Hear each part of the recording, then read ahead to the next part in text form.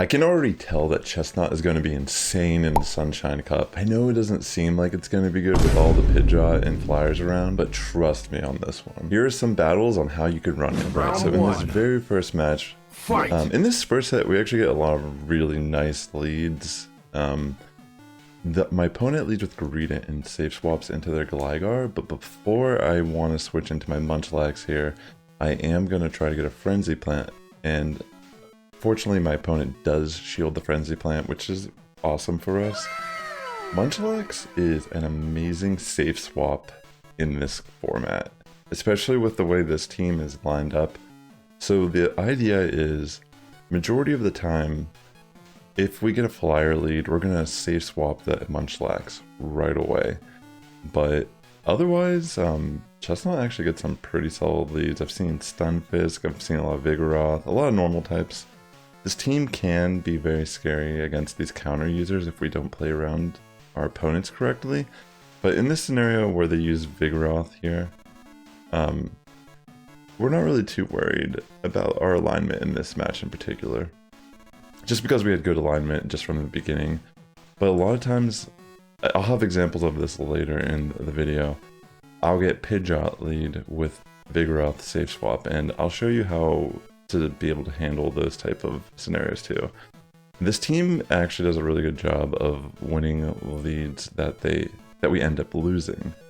So yeah, we're just gonna go straight for the overheat here with Magcargo. Another thing I've kind of experienced and learned as I was playing through this team a bit is it's a little bit better for Magcargo to be a little more aggressive. Don't be afraid of that attack drop from the overheat, because a lot of these Pokemon really struggle. But this was actually a really close one now that I remember, but my energy preservation on Chesnaught was perfect for this match because we were able to just preserve it with a little bit of energy when we got out of there, and we were able to outpace to the superpower in the end against the Vigoroth, which is important. But yeah, here we go. Actually, this person looks like they're going to be leading Stunfisk to deal with a lot of these like Pidgeot and Flyer leads. And this is just such a great situation for Chesnaught. We don't have to shield once. We just have to throw our Frenzy Plants, arm down, take all the discharge mud bombs that they want to throw at us, because we do resist these moves. And yeah, at this point, now that I know that, once I knew that they were going to commit 2 shields here, I am just going to go straight for the Frenzy Plant once I can get it. Before I was just building up extra energy just in case they were just going to let it go. I want to have a little bit of an energy lead for whatever would come in. And yeah, in comes a Abomastem and a safe swap to Munchlax to bait out their double, which is great because we can chip some decent damage on this, and knowing that they have Abomasnow in the back, we don't have to worry about it at all, because Magcargo will be able to deal with that relatively nicely. Also, even there's been matches, I don't think I have an example of an Abomasnow lead, but yeah, even Abomasnow lead with Chesnaught is still really good for Chesnaught. Because typically you can take at least one Weather Ball to the face and threaten with a superpower back. And you either get a shield advantage in that scenario, or they'll just take it to the face. So yeah, GG's here, and let's see what we get in our next battle here. Yeah, a lot of ideal leads. Like we had the Greedent in the first one, the Vigoroth here. The first one was a little... Actually, the first match was a lot closer in the end, just because of like the switching around and such. But having a Vigoroth lead straight out is just super good. Typically I want to take a Body Slam. I want to try not to throw the superpower until I take at least one Body Slam. But if we face the Vigoroth, I've noticed that it seems that I can actually get off 2 superpowers before they can get off 2 Body Slams. And it seems like it's a CMP a lot of times on the second superpower. So if they double shield, I'll just let my Chesnaught go and then have 2 shields versus their 0. But yeah, this is a good scenario for us. I mean, Gligar, it seems that my opponent isn't going to try to go for Dig at all. They're just going to keep throwing Aerial Aces. In comes the Steelix, and I'm going to just switch in Magcargo right away. I can tell this is probably just Breaking Swipe, so I'm just going to let it go through. I kind of overfarm a little bit here. It doesn't matter that much, I guess. It does actually matter a bit, because I don't think they even shield here, if I remember correctly. And oh no, okay, never mind, they do shield. I guess doesn't matter that much in the end, because we actually are able to get off enough chip damage here with our overheat, and upon Gligar coming back in, we already have a body slam loaded, so it's pretty much just GG. Also, hit that like button on the video. It does help my content reach a wider audience here on YouTube. And here we go, we get a Pidgeot lead here. So I always instantly swap to my Munchlax, and ideally we want to just try to get some chip damage off on Pidgeot. A lot of times they switch out or stay in. I mean, I don't know, everyone plays it different so far, but it seems like most Pidgeot don't instantly swap out. I've definitely had people insta swap out into Vigoroth. It seems like it's a very common duo, but depending on how this initial beginning of the fight is, like say they insta swap to Vigoroth, I'll try to commit some shields on Munchlax to try to flip this Vigoroth matchup. But since this is our scenario that we're in, I'm just going to try to get some energy on Chesnaught, because even superpower on Pidgeot is still going to hurt. So I'm going to throw the superpower here, but the issue about, I think I remember if, okay, here I think they go for the Feather Dance. I make a great prediction. Oh, I remember why I lost this. Okay, this is why I lose, because I don't go for Overheat here. If I would have gone for the Overheat versus the Rock Tomb, Overheat actually does a pretty decent chunk of damage to Swampert still, and they didn't shield. I was thinking they might just shield the very first one, but they don't. So because I didn't just go double Overheat here, I actually end up barely losing this. Or going Overheat first, excuse me, because we just can't crew enough damage on the Swampert in time. And it's just a little unfortunate, because it's one little misplay in the fight, but it's something that I took account of when it happened. I'm like, okay, well, there's a really good chance they might not shield in the future, so I'm just going to go straight Overheats on Swamperts if they ever come in on Magcargo. So on this final battle of this first set, we get a Credilli lead, which is a really cool pick, but obviously Chesnaught's the superior grass type in this scenario. We get the Shadow Gligar switch in, so I'm just going to bring in Munchlax. Again, Munchlax, amazing neutral generalist safe swap here, allowing Chesnaught to really get out of the tough leads that it loses pretty bad. I mean, granted, even though Chesnaught is a grass fighter type and it's 4 times weak to flying, I found much success with this team so far. I mean, I have 2 sets I'm going to share here today, but I pretty much, there was a couple battles a couple sets I forgot to record the first battle in, and I got like 4 ones. And yeah, it's been really nice. I'm going to try my best to climb during this cup. I've been playing this season still really chill, but my goal is to hit Legend again after taking a break for a couple seasons. But yeah, I mean, in this situation, I just figured it's pretty much just a game. I mean, even Credilli just walls so many of these Pokemon that people are running in this format. And Chesnaught just does a nice complement to the weaknesses of our Magcargo and Munchlax. Also, if you enjoy content like this, definitely consider subscribing and hit the notification so you know when my content goes live. Right, here is our final set of the video, and thanks again for tuning in. So this one's a good set to show you, I think almost every one of these battles we lose the lead.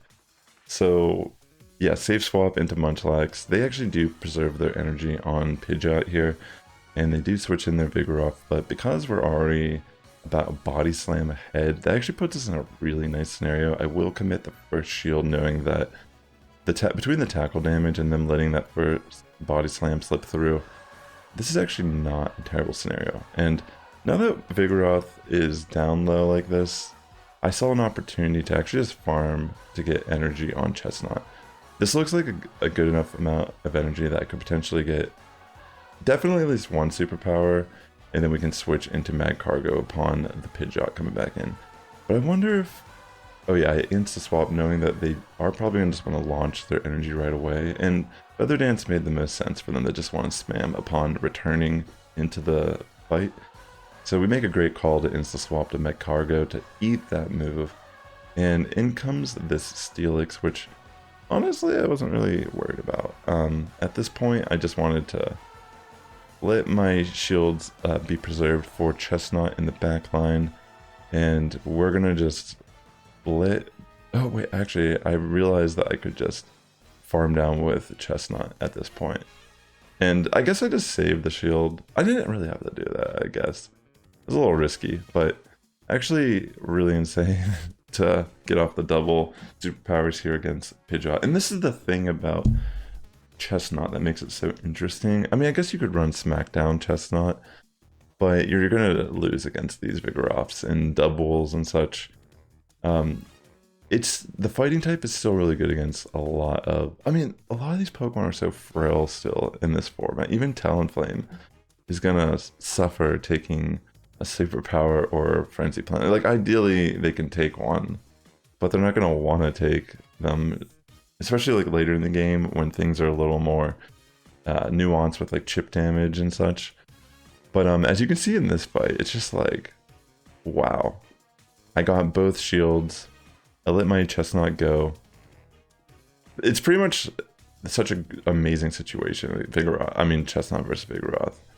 Like this was the most ideal situation of it because now I'm free to just come in and do whatever. And my opponent realizes they can't even do anything against this Magcargo, so they just end up leaving the match. So GG's. Another Pidgeot lead. I will bring in Munchlax. And I know one of these matches, my opponent, the thing is, I do feel like this team is a little, it definitely takes a little bit of, like, the Feather Dance bait here is huge for my opponent because they're able to bring in their Vigoroth now. This is important not to, like, fall for this bait. I mean, obviously, it's still going to be chance at this point. You have, like, a 50% chance of getting this right. But because we get that attack drop, it ends up putting this Vigoroth in such a better place energy-wise. Yeah, it's not good. It's not looking good at all for us. And if I remember correctly, beyond the fact that this kind of like, we got a little unlucky with the bait situation there. Like, obviously we don't want to take a Brave Bird from Pidgeot, but shielding a Feather Dance is just not it. If I remember correctly, this person has a Blaziken in the back, which is actually a really tough Pokemon for my team to deal with. I mean, it's not impossible, but in this scenario where I'm already behind a decent amount, I'm not going to be able to deal with Blaziken. And I'm pretty sure it's a Shadow variant as well. I mean, look what I'm doing here. Like, what? Too much chip damage.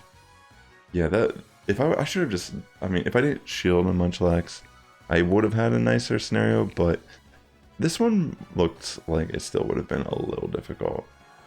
All right, so we get another Pidgeot lead, and again, safe swap right away here to Munchlax, and my opponent doesn't switch out, so this is great. I'm gonna go for the body slam, slam that Pidgeot, and in comes their Vigoroth. It seems like this is like a thing. I mean, I don't think I've ever actually played this format before. This must have been a format that got introduced when I wasn't playing GBL actively. But yeah, it seems that people love running their Pidgeots and Vigoroths in this format, and I'm not afraid of them at all. But yeah, so in this now we have a little bit of farm down. I know I can take 2 body slams to the face, so I'm just gonna let it happen. I mean, even though wing attack hurts, they can't just one-shot us with a wing attack. I mean, as long as we have a little bit of HP, we can stay in for a brief moment. And I'm gonna go straight for the superpower upon Pidgeot coming back, and they do end up committing the shield, and at this point they have a double in the back, and I can actually just spam Rock Tomb on Magcargo, and as long as we just predict one of the paybacks, we should be golden. I'm going to just shield the first move regardless, and it is payback. They could have tried to bait, but it's whatever. And you know what, even then, like, I just kind of thought there's no way this is a double payback, but who knows, they do. But yeah, it's pretty much GG. I even make like a crazy call here. I knew this was Feather Dance. I've been trying to, when I'm playing GBL, I'm not like super try hard with counting, but I have been trying to be better at paying attention because there's been so many matches that I'll lose. They're just because I'm not paying attention on that level, and that is a big part of outplaying your opponent and getting to legend, is making these small micro changes in how you play the game to actually like optimize and turn games that you lost into wins, you know? Like even like that match, my very first battle I showed you, that was only a win because of my energy preservation on Chesnaught and knowing that I could outpace the Vigoroth in the end. So yeah, it's little things like this that really can help you evolve and grow as a battler. So yeah, I mean, this is a great neutral situation. I'm going to commit the shield knowing that more than likely they're just going to go for flame charge. They don't want to lower their defenses here. But I also don't really want to take chip damage. I mean, we have such a great shield advantage. There's really no point in just taking that to the face. Here, though, it's a little bit different. I mean, I know I can live a body slam and chip a little bit of damage, but I don't want to let it farm me completely. See, this is a scenario where I'm like, I knew this was body slam, but I wasn't really paying attention 100%.